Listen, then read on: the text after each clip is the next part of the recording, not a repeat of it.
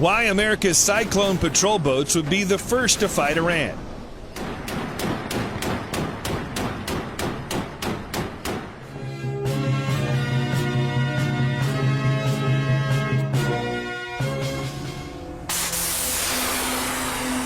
If the United States and Iran go to war in the Persian Gulf, the U.S. Navy's smallest warships could be the first to see combat.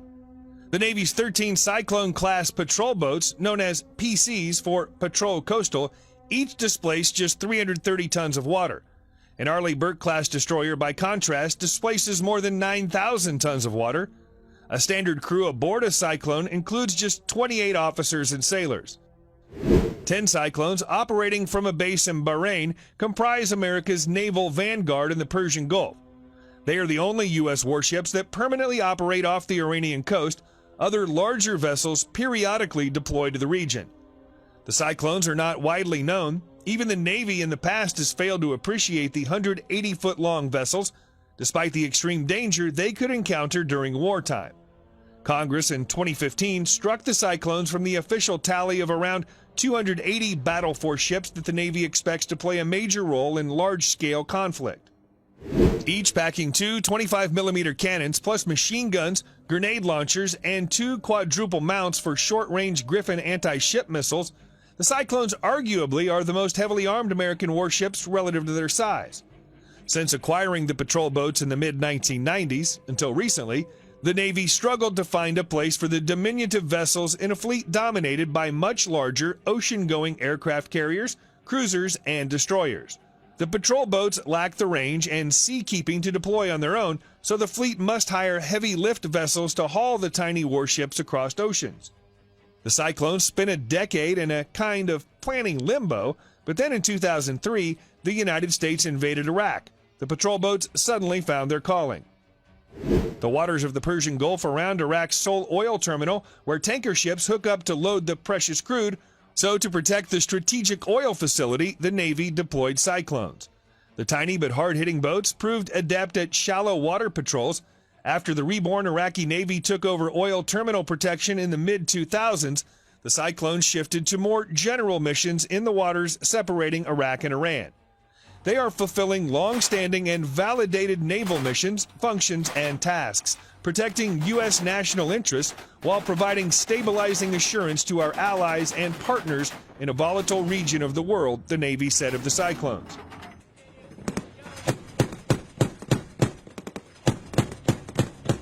To better prepare the patrol boats for combat in crowded, chaotic waters, in 2013, the Navy began improving the vessels, adding the Griffin missiles to greatly boost the boat's firepower.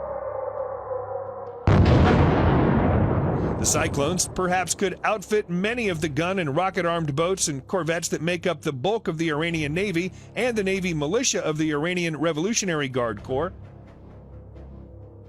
But any patrol boat lacking serious air defense systems is vulnerable to shore and air-launched heavy anti-ship missiles.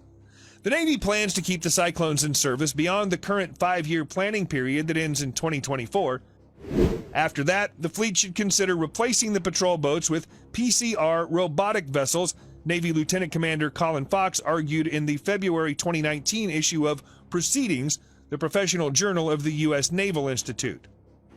Medium displacement, unmanned surface vessels are coming to the fleet, but when, how, and what roles they will fill are open questions, Fox writes. Rather than developing a new MD-USV from scratch, the Navy should take advantage of the requirement to replace the Cyclone-class patrol coastal ships to develop a capable, mature MD-USV, killing two birds with one stone. The new robotic patrol boat could borrow the hull of the Coast Guard's 350-ton displacement Sentinel-class cutter, Fox pointed out. The Coast Guard also refers to the Sentinels by their class code, WPC. The Navy should latch on to the Coast Guard's WPC program to acquire a PCR that could also serve as a MD-USV development platform and eventually a MD-USV, Fox wrote. A vessel based on the WPC would take advantage of the Coast Guard's sunk development costs and production learning curve, while also leveraging multi-year procurement to achieve still greater cost savings. A robotic patrol boat, in theory, could perform the same dangerous mission that the Cyclones do, but without risking American lives.